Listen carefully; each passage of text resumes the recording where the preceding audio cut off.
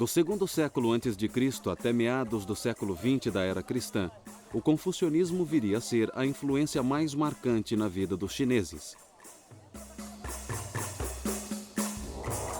Para um observador distraído, tanto a filosofia quanto a religião chinesas parecem ser totalmente alheias à filosofia e à religião ocidentais. Por exemplo, cada uma das três principais religiões ocidentais, o cristianismo, o judaísmo e o islamismo, professam a fé em Deus como o fundamento de seu credo. Já a religião chinesa é mais voltada para a conduta humana. Alguns estudiosos se perguntam se os chineses são, ou se foram algum dia, religiosos.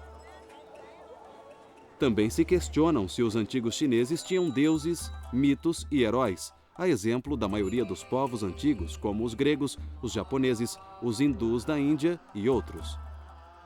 Mas se nos aprofundarmos e examinarmos de perto sua religião e filosofia, descobriremos que, em certos aspectos, elas não diferem tanto assim da cultura ocidental.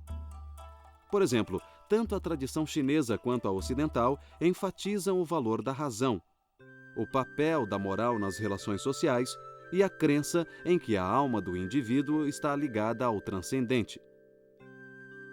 Para começar, devemos retroceder mais de 2 milênios, quando houve um intenso despertar em todo o mundo. Esse período de quase 6 séculos, de 800 a.C. a 200 a.C., produziu os filósofos clássicos gregos e indianos, os profetas hebreus e o grande mestre chinês Confúcio. Recentes estudos confucionistas têm se tornado uma busca pelo Confúcio histórico, uma descrição dele como pessoa real e não aquela imagem de adoração popular. O personagem histórico que conhecemos por Confúcio foi, na verdade, um homem de nome Kong Shu, que viveu no período de 551 a 479 a.C., e que durante 2 milênios foi conhecido só em algumas partes do que hoje chamamos China. O nome ocidental Confúcio foi de fato criado por missionários católicos que visitaram a China no fim do século XVI. O jovem, que veio a ser conhecido como Kung Fuzu, ou Mestre Kung, e depois Confúcio no Ocidente, cresceu no antigo estado de Lu, no nordeste da China. Os pais de Kung morreram quando ele ainda era criança. Em certa época de sua vida, ele passou 10 anos viajando e visitou muitos outros estados feudais na busca sem êxito de um soberano que seguisse seus conselhos. Aos 50 anos, Kung Fuzu tornou-se um tipo de comissário da polícia em seu estado natal. Foi o mais alto cargo público que ele ocupou e no qual permaneceu por apenas 1 ano. Na velhice, Kung se dedicou mais a ensinar seus discípulos, embora também se ocupasse de música, poesia e conversasse eventualmente com governantes e ministros. Kung sempre se considerou um estudante, embora também se considerasse um professor. Ele afirmava que a ninguém devia ser negada educação, fosse por origens humildes ou parcos recursos financeiros. Embora Kung se visse mais como transmissor que como criador, ele tinha muita certeza de ter uma missão. De fato, a influência de Kung mudou a sociedade chinesa. Por exemplo, antes de Kung, a palavra Shu, ou cavalheiro, se aplicava apenas a homens de alta linhagem como oficiais militares ou nobres. Depois de Kung, Shu passou a ser aplicada a eruditos, que então ascenderam ao topo da pirâmide social. Soldados passaram a ser menosprezados. O cavalheiro era chamado de Shunzu, literalmente filho de príncipe. Mas os ensinamentos de Kung mudaram essa conotação de forma que cavalheiro passou a ser alguém de elevado caráter moral. Assim, Kung e outros filósofos humanistas foram precursores de uma nova era de sabedoria ética. Para entender sua originalidade, temos que entender como eram as coisas antes dele. Pesquisas arqueológicas demonstram claramente que os povos da antiga China praticavam sacrifício, adivinhação e rituais primitivos. Há 4.000 anos, nos primórdios da história chinesa, essas práticas eram comuns e elas se qualificam a ser consideradas religiosas. Os estudiosos discutem se o confucionismo é uma doutrina filosófica, um ensinamento religioso ou ambos. A palavra religião é normalmente associada a religiões institucionais, que geralmente incluem um sacerdócio, um credo e um ritual. Mas o confucionismo não é associado a nenhum sacerdócio, não ensina que um deus ou deuses devam ser venerados e não contempla a possibilidade de vida após a morte. A rigor, o confucionismo não é nem mesmo associado a quaisquer proposições dogmáticas ou credos, mas envolve um sistema de rituais que tem algum significado religioso. É por isso que o confucionismo também pode ser chamado, em termos gerais, de religião. É uma filosofia moral, como são todas as religiões. É um sistema que explica o funcionamento do universo e como o poder e a casualidade são vivenciados pelos seres humanos. No confucionismo, a percepção de poder é algo que se realiza mais internamente e não que se realiza externamente em algumas forças poderosas que precisam ser controladas, precisam ser rogadas, precisam ser uma fonte de felicidade ou de cura. Muitos dos sentimentos que as pessoas têm, como temor e respeito, se satisfazem, na maioria das religiões, através da relação com a divindade. No confucionismo, essas experiências emocionais se realizam nas relações humanas. A principal obra sobre Confúcio, intitulada Os Analectos, oferece uma análise mais profunda da própria autoconsciência de Kung. Demonstra seu apreço por rituais e pela virtude e sobriedade decorrentes deles. A personalidade de Kung tinha claramente uma faceta religiosa, com um profundo respeito pela vontade divina. Os Analectos são um registro das conversas de Kung com discípulos e também a melhor fonte para aprender seus ensinamentos. Mas o confucionismo, como escola filosófica, considera como seus textos especiais uma coleção de livros que inclui desde entretenimento até jornalismo. Esses livros são conhecidos como os clássicos. Na época de Kung, havia 6 clássicos. O primeiro clássico era o Livro das Mutações, também conhecido como I Ching, e era um estudo da interação entre as duas forças cósmicas, Yin e Yang. Essas duas forças não representam meramente opostos. São também parceiras em processos criativos. Elas são vistas em manifestações como passividade e atividade, influências femininas e masculinas, luz e escuridão e tantas outras. As mudanças são vistas como a interação entre Yin e Yang, princípios opostos que moldam o destino de todas as criaturas e todas as coisas. Hoje, o Livro das Mutações é conhecido no Ocidente como um manual de divinação. E Yin e Yang tornaram-se os símbolos da religião chinesa. O segundo clássico era o Livro da História. Este era uma compilação de documentos históricos que incluía discursos de antigos reis e ministros. O Livro dos Poemas era uma compilação de poesias que incluía canções folclóricas e hinos rituais de maior formalidade. O Clássico dos Ritos incluía uma compilação de rituais chamado Livro de Etiqueta, com as bases da antiga ética do Estado e instruções para organizar a burocracia. O quinto clássico eram os Anéis da Primavera e Outono, uma crônica de Lu, estado natal de Kung. Um sexto clássico, o Livro da Música, não existe mais. Grande parte dos ensinamentos de Confúcio são princípios morais. Um princípio comum ao confucionismo e à tradição ocidental, por exemplo, é que o confucionismo afirma: não faça aos outros o que você não quer que façam a você, enquanto que na tradição ocidental isso é dito de forma afirmativa: faça aos outros. Então, o que há de comum entre todas as religiões são os princípios morais, e eles são, eu diria, a coluna dorsal dos tratados do confucionismo. O cerne de muitos desses textos clássicos é anterior à época de Kung. Os textos evoluíram no decorrer do tempo e continuaram se expandindo por muito tempo ainda após a morte de Kung. No ano 213 a.C., depois de unir o país pela espada, o imperador Qin mandou queimar os livros. Graças à memória de estudiosos e a poucos fragmentos remanescentes, os textos foram mais tarde recuperados.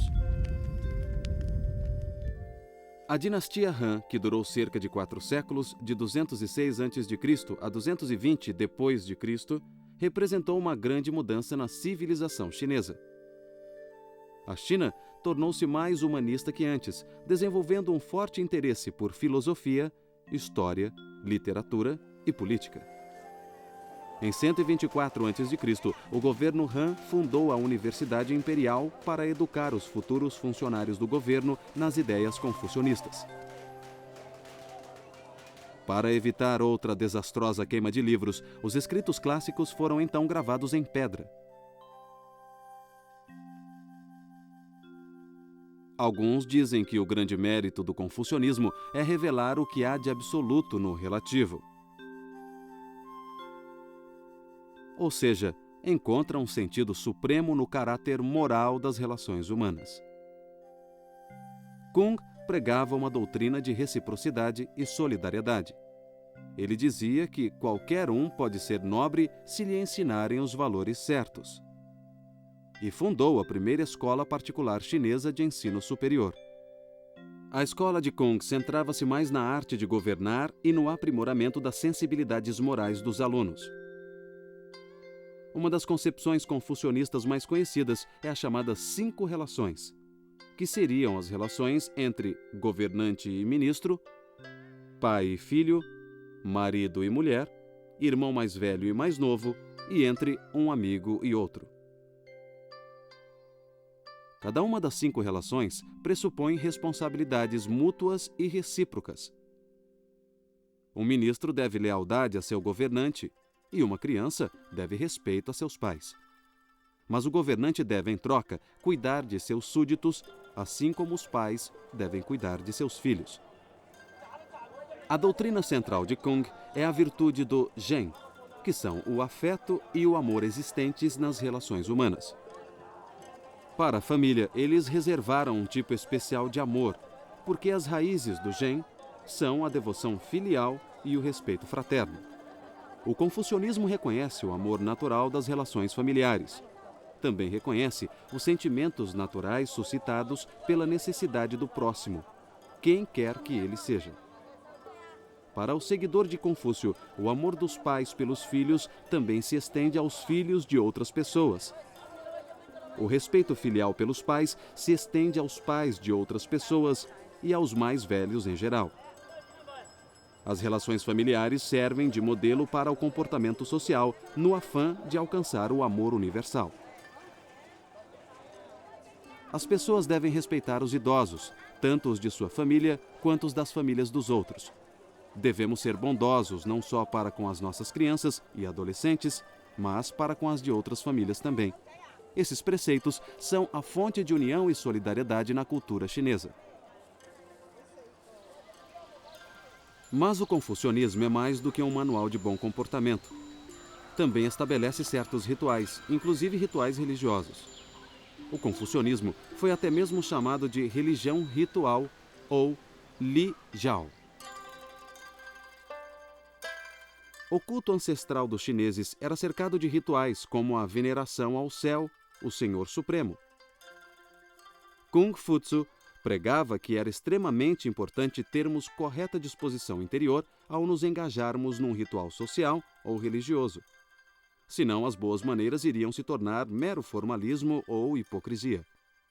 O confucionismo requer moralidade racional e um tipo de virtude que produz relações harmônicas e responsáveis com outros seres humanos.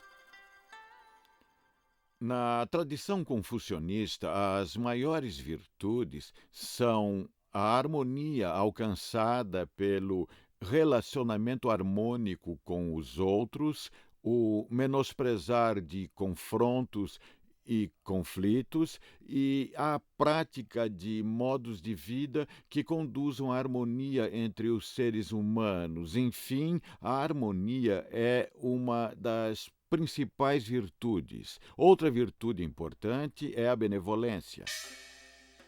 Kuhn negava ser um revolucionário. Ele até mesmo atribuía as próprias ideias aos antigos. Ele causou pouco impacto enquanto viveu. E morreu na obscuridade com cerca de 72 anos, em 479 a.C. Kuhn estava convencido de que sua vida fora um fracasso e que seus ensinamentos seriam logo esquecidos. Observando essas tradições religiosas a partir da visão de um antropólogo, a gente se pergunta o que significam essas tradições no que se refere ao comportamento humano. Hoje, os chineses não são conscientes ou mesmo oficialmente confucionistas. No entanto, grande parte dos seus sentimentos e desejos, assim como o seu senso de dever, é governada por seu passado. Então, muitos permanecem dentro da tradição confucionista, independentemente de acreditar nela ou não. Mas o confucionismo ainda é relevante? Se entendemos o confucionismo como uma ideologia passadista voltada para o estudo estéril de textos, com uma rígida hierarquia social, em que pais sempre reprimem filhos, homens comandam as mulheres e o passado impera sobre o futuro, então o confucionismo perde relevância no mundo moderno. Mas se vemos o confucionismo como uma forte declaração de que toda pessoa é preciosa, de que a grandeza moral é possível, de que as relações sociais são baseadas em valores éticos e o eu permanece sempre aberto ao transcendente, então o confucionismo pode ser a base de uma verdadeira concepção de dignidade, liberdade e igualdade.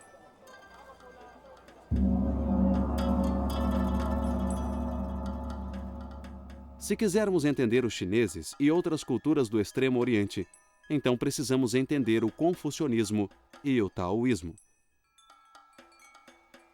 Pode-se dizer que a filosofia chinesa é, em geral, baseada em duas faces da existência. A face mais ativa, ou Yang, e a mais contemplativa, ou Yin. A força ativa Yang é associada tanto à moral quanto à filosofia social do confucionismo. É tida como uma força masculina e tem predominado nos períodos de unidade política e ordem social. A força contemplativa Yin tem sido mais associada ao taoísmo. Essa face passiva das coisas pode ser vista no naturalismo e no quietismo. A força Yin é vista como feminina. Mas as forças Yin e Yang não são mutuamente excludentes, e o taoísmo é frequentemente representado por um círculo, onde dois desenhos em preto e branco se entrelaçam.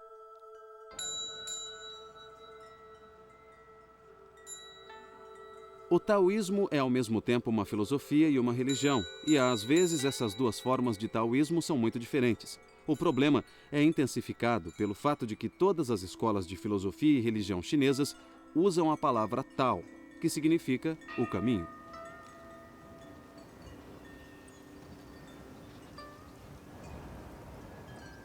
A maioria dos filósofos taoístas tem a genuína aspiração religiosa de transcender as limitações desta vida. Essa busca é tão antiga quanto a própria humanidade.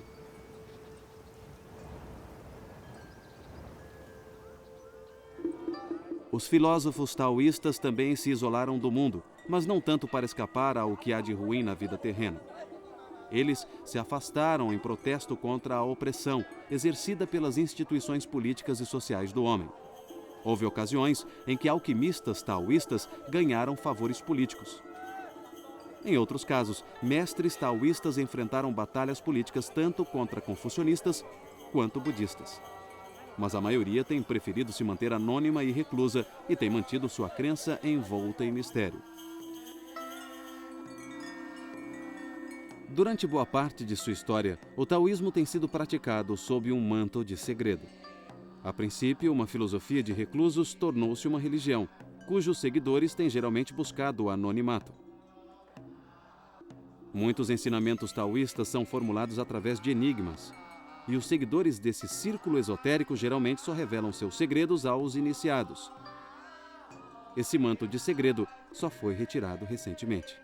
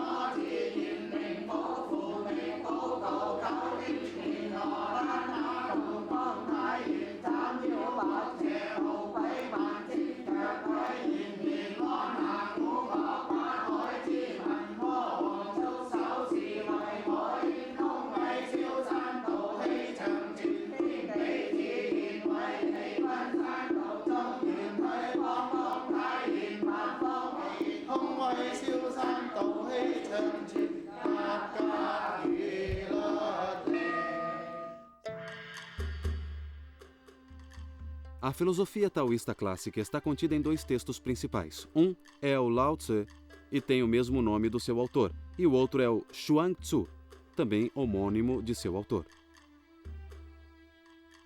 A concepção do Tao parece ser uma tentativa filosófica de estruturar uma antiga crença religiosa chinesa. Nos clássicos confucionistas, a divindade suprema era chamada Senhor nas alturas. Ao Deus Céu, às vezes, era dado o papel de progenitor ou criador. Mas no Chuang Tzu e no Lao Tse, o Tao é predominante. Aqui, o Tao não é visto como uma deidade personificada, mas como um modelo para o comportamento humano, o caminho natural, o caminho humano. Segundo Lao Tse, o Tao já existia antes do universo. É o ancestral imutável de todas as coisas, a fonte da qual tudo veio a ser. Os praticantes do taoísmo acreditam descobrir esse primeiro princípio inominável seguindo 3 métodos: contemplando o universo, cultivando a disposição correta para a meditação e adotando a perspectiva correta em relação à vida. No taoísmo, essa visão correta é expressa pelo termo Wu Wei, que significa literalmente inação.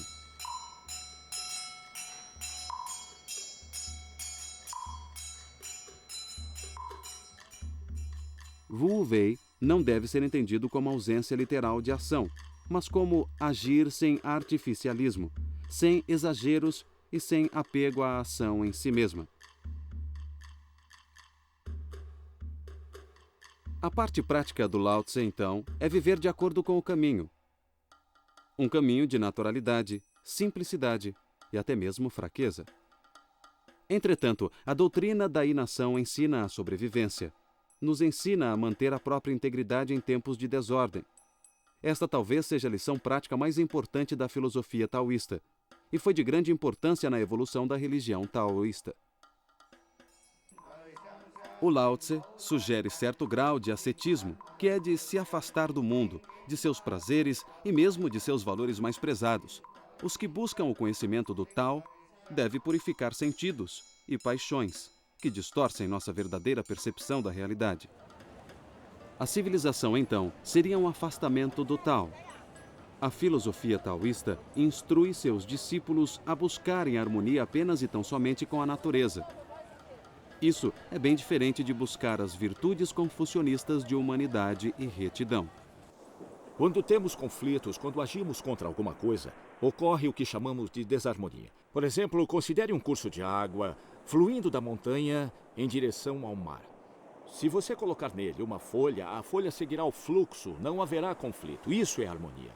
Mas se você tenta fazer a folha voltar, subir a corrente das águas e você a puxar com um barbante ou assoprá-la com a boca, você estará aplicando uma força externa. Isso gera conflito. Você está indo contra a natureza, contra o caminho. Assim, seguir sua própria natureza é seguir o caminho. E isso é harmonia. Para alguns observadores, os ensinamentos políticos do Lao Tse invocam uma volta à natureza tipicamente romântica, mas já se disse que esses mesmos ensinamentos apoiavam autoridades políticas despóticas. Na localidade conhecida como Ma Wang Tui, foi encontrada uma cópia do Lao Tse manuscrita em seda. Datando do século II a.C., esses são os manuscritos do Lao Tse mais antigos de que se tem conhecimento. Outro texto fundamental ao taoísmo, chamado Xuang Tzu, é semelhante ao manuscrito do Lao Tse em dois sentidos. Primeiro, ele diz que o Tao é o princípio central que governa o universo. Segundo, mostra uma total e constante aversão à política. O Xuang Tzu parece uma compilação de ensaios em que há abundância de parábolas, alegorias, paradoxos e imagens fantasiosas. O manuscrito do Xuang Tzu faz uma ardente defesa da liberdade espiritual. Não tanto liberdade em relação a convenções sociais e restrições, mas em relação a limitações mentais. Conclama as pessoas a transcenderem interesses pessoais e preconceitos e prega que a liberdade só pode ser obtida na natureza em si, no Tao. O objetivo central do Xuang Tzu é encontrar a felicidade absoluta. Seu autor acredita que, para tanto, precisamos transcender nosso eu para alcançar a perfeita união com o Tao. Essa unificação implica um nível de conhecimento superior, um tipo de sabedoria que está além de todas as distinções entre as coisas, inclusive a vida e morte. Tal discernimento pode ser chamado de conhecimento místico, porque não pode ser obtido pelos meios costumeiros. Paradoxalmente, vem apenas quando esquecemos o conhecimento de tudo, sobretudo o conhecimento do eu. O Xuang Tzu advoga o sentar e esquecer, ou Zhuowang. Também menciona um jejum mental em que o adepto esvazia os sentidos e a mente. Se estudarmos toda a ciência atual, jamais seremos capazes de superar o mundo material e sempre temos alguns enigmas a decifrar e depois mais enigmas a decifrar. Portanto, mesmo se estudarmos a ciência durante milhares de anos, ainda não entenderemos o universo. Mas se você visualizar todo o cosmo a partir da antiga sabedoria da China ou da Índia, você saberá o que se passa, verá que tudo é vazio. É o Tao. É o Tao, é a suprema consciência. A religião taoísta, de certa forma, vem de quando se praticava divinação e leitura de oráculo com ossos. Os sacerdotes taoístas são herdeiros de uma sociedade em que adivinhos e xamãs eram reverenciados por sua habilidade de se comunicar com o mundo espiritual. O mundo do Senhor nas alturas e outros deuses e espíritos. Acreditava-se que os antigos xamãs eram capazes de trazer chuva à terra seca e curar os doentes. A fraqueza humana e as doenças eram associadas ao pecado, ou seja, as coisas que ofendem tanto a consciência quanto a divindade. Os religiosos taoístas também associavam a cura à confissão desses pecados e à busca do perdão e do auxílio dos poderes superiores. Ainda assim, os taoístas sempre deram muita atenção à fisiologia e à farmacologia. e isso trouxe muitas contribuições à medicina chinesa.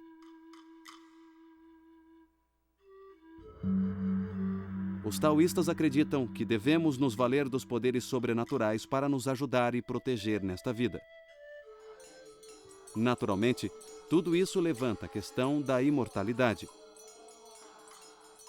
Ao longo da história, certas pessoas buscaram a imortalidade terrena na forma humana, mas a experiência universal da morte sugere que tal busca é ingênua. A longevidade real é sua mente continuar viva após a sua morte física. Acho que essa é a melhor forma de explicar a vida após a morte. Se você realiza alguma prática espiritual com diligência e regularidade, então sua mente ainda pode permanecer viva depois que seu corpo físico morrer. Bem como todos dizem, a morte é o fim de uma coisa, mas é o começo de outra. A morte ocorre para o nosso corpo quando morremos, e nada funciona. Isso é o começo do mundo, o começo da nossa desintegração. Nosso corpo se transforma em outra coisa. Vamos pensar no que acontece com nossa mente. Toda noite nós dormimos. Para onde nossa mente vai? Nunca pensamos nisso, nem nos preocupamos com isso. Mas automaticamente, no dia seguinte, acordamos pela manhã.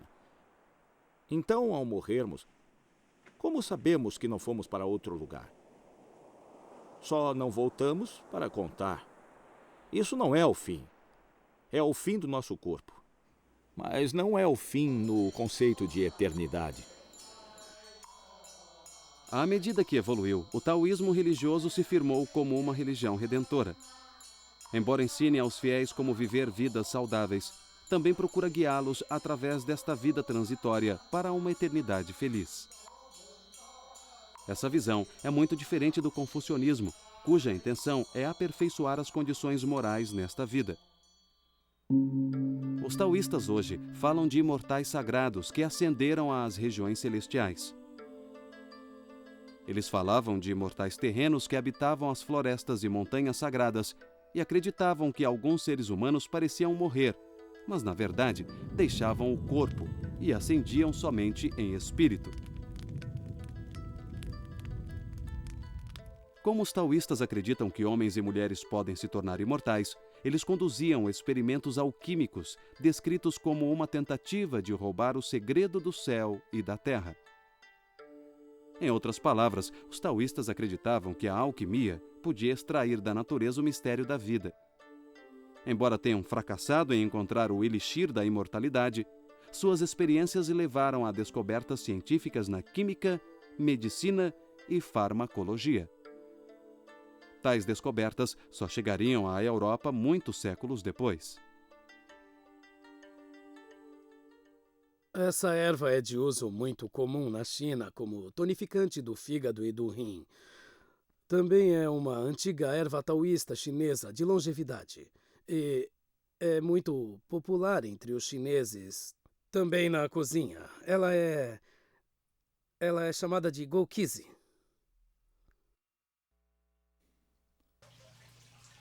Muitos taoístas se assemelham aos alquimistas da Idade Média. Eles acreditavam que pela manipulação de substâncias era possível aumentar a saúde do homem a ponto de permitir que a pessoa se tornasse imortal. Alguns imperadores chineses usaram sacerdotes taoístas para aumentar sua longevidade.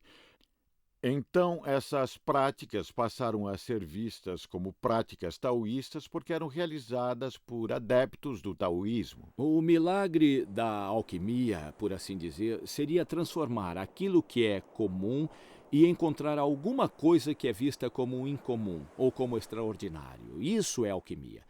Ou seja, qualquer coisa fora do comum viria do que é comum. Você torna o comum extraordinário, você torna diferente. Portanto, nesse sentido, tudo que vem da natureza contém o processo alquímico. Você vê as coisas crescerem, você põe uma semente no chão, no solo, e você fornece a ela o terreno certo, a temperatura certa, a umidade certa, e ela crescerá. Isso é alquimia. A alquimia acontece, na verdade, diariamente em nossa vida. Nós só não sabemos reconhecê-la. Ao longo da história, os taoístas também cultivaram a vida mortal quando desenvolveram técnicas de cura, de circulação, exercícios de meditação e higiene sexual. O taoísmo oferecia um sistema de cura verdadeiramente holístico, baseado num texto do século VI a.C., chamado Tratado de Medicina Interna do Imperador Amarelo. Esse texto continha uma lista de prioridades para a boa saúde. Primeiro, trate o espírito. Então, alimente-se adequadamente. Daí virá a cura para o corpo. O taoísmo desenvolveu práticas de meditação que incluem um exercício com certos movimentos realizados de pé, com os joelhos levemente flexionados.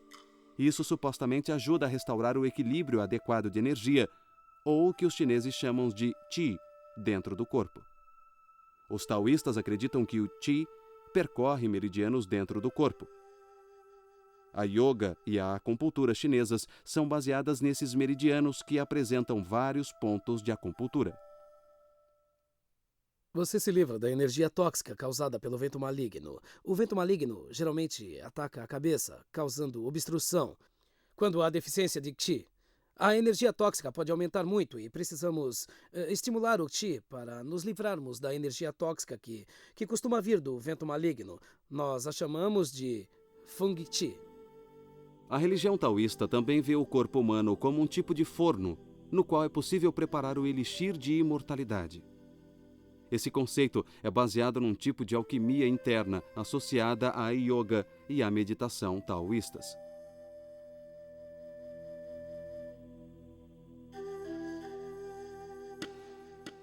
Segundo a teoria que fundamenta esses métodos, o corpo humano é dividido em 3 áreas chamadas campos sinabrinos: cabeça, tórax e abdômen. Cada campo é habitado por vários deuses que dão ao corpo vida e sustentação, e são supervisionados por um panteão de divindades chamado a Tríade Taoísta, ou Trindade. Os taoístas acreditam que a vida é feita de 3 princípios. Esses seriam o sopro, ou Qi, a essência vital, ou Jing, e o espírito, conhecido como Shen. Na meditação taoísta, é preciso concentrar a mente nos órgãos internos do corpo e nos deuses que os habitam. Esses deuses são vistos como emanações diretas da energia primordial no organismo humano. Os praticantes avançados de yoga atingem algo chamado respiração embriônica, imitando conscientemente um feto no útero materno. Esse exercício reconhece a existência de processos metabólicos importantes no interior do corpo. Psicologicamente, envolve a busca por paz interior e a integração da personalidade humana. A suprema atitude taoísta representa o ápice do sentar e esquecer. Uma frase que se refere a certas práticas meditativas na mais elevada tradição mística do taoísmo. Nesse estado mental, símbolos e imagens supostamente deixam de ser necessários. A pessoa simplesmente se senta e esquece. Eu diria que o homem, sobretudo, tem um corpo, tem uma mente. Ele transita entre os dois, entende? Se seu corpo é saudável, relativamente saudável, se sua mente está em paz, então ele pode resolver todos os problemas. E como é que se faz isso? Eu simplesmente diria: pare com tudo, não faça nada. Não fazer nada significa não criar, não pensar.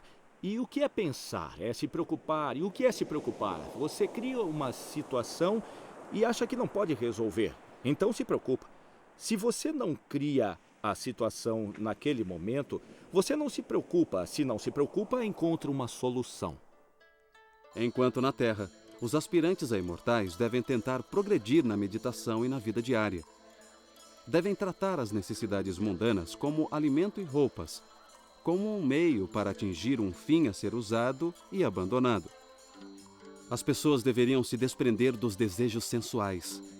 Elas também deveriam eliminar a inimizade e o ódio que prejudica quem o sente. O corpo que envelhece é como uma casa com paredes em ruínas, que logo será trocada por outra.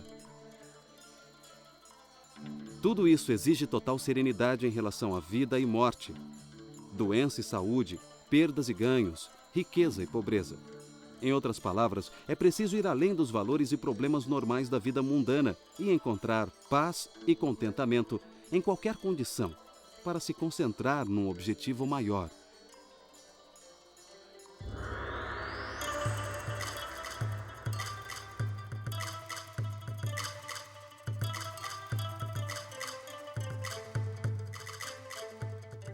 Alguns estudiosos dizem que a filosofia e a religião taoístas exaltam as características femininas mais do que o confucionismo. Uma análise do Lao Tse dá razão a essa tese. Refere-se ao Tao como a mãe de todas as coisas. E parece favorecer as imagens suaves, femininas na essência, como a água, os vales e o vazio. Implicitamente, o Lao Tse reconhece o Tao como a mãe do mundo. Para os confucionistas, o Tao se refere ao princípio fundamental da filosofia moral. Mas quando discutimos o significado do Tao nos escritos de Lao Tse e de Chuang Tzu, nós nos referimos ao Tao universal, o caminho que a tudo inclui. Embora essa ainda seja uma conotação essencialmente filosófica da palavra Tao, ela também tem uma dimensão religiosa. O taoísmo filosófico foi uma dentre muitas fontes que convergiram para criar o taoísmo religioso. Outra fonte foi a escola Yin e Yang, que buscava compreender a ordem natural em termos de duas forças complementares, ainda que antitéticas ou opostas. Uma terceira fonte foi a escola dos 5 elementos ou agentes, que afirmava que 5 substâncias físicas, metal, madeira, água, fogo e terra, representariam forças cósmicas. Tanto a escola Yin e Yang quanto a escola dos 5 elementos ajudaram os chineses em seus esforços iniciais para entender o universo. Essas ideias penetraram as filosofias taoísta e confucionista, mas se tornaram ainda mais marcantes na religião taoísta. Os sacerdotes taoístas obtêm licença para realizar os rituais de cada tradição específica. Eles também realizam muitos outros rituais em festivais durante todo o ano. Os rituais mais conhecidos são aqueles voltados ao Ano Novo Lunar, celebrados com dragões dançarinos e fogos para afugentar demônios.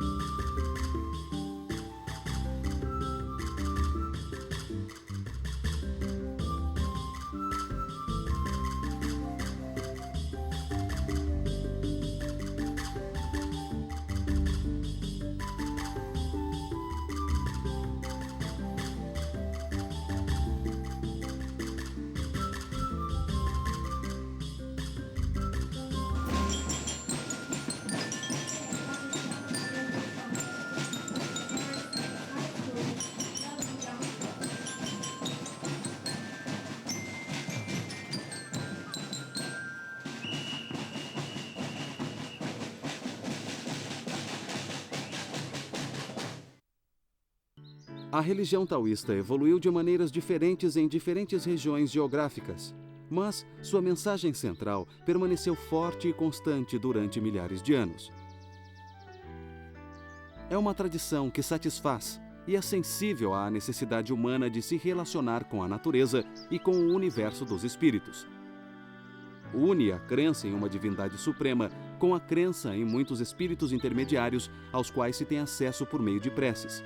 Esses espíritos também se interessam pelo bem-estar mortal e imortal de seus devotos. O taoísmo oferece a seus adeptos a possibilidade de se comunicar com os deuses. Eles podem até mesmo se tornar deuses, seja durante um breve êxtase neste mundo, seja no além. O taoísmo defende a experiência mística e encoraja uma vida de retidão moral. Oferece consolo no sofrimento e esperança de realização ao considerar e tentar melhorar as condições deste mundo.